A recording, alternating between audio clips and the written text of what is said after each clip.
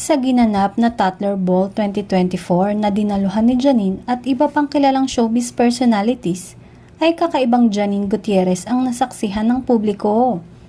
Ang hot ng girlfriend ni Jericho at sino bang hindi mapapatingin sa kanya pag dumaan siya, komento ng ilan.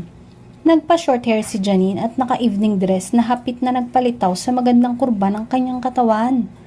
Bumagay sa kanyang kulay at aura. Nagmukhang fierce and hot ang datingan ng aktres kaya marami ang napakomento.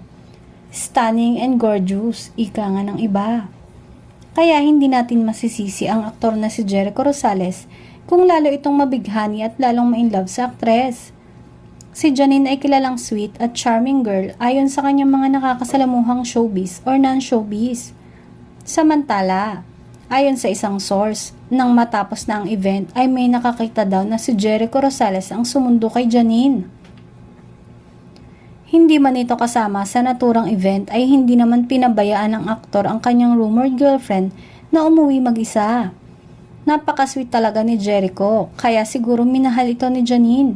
Hindi lang sweet dahil maalalahanin ng aktor lalo na pagdating sa aktres na todo alalay at asikaso.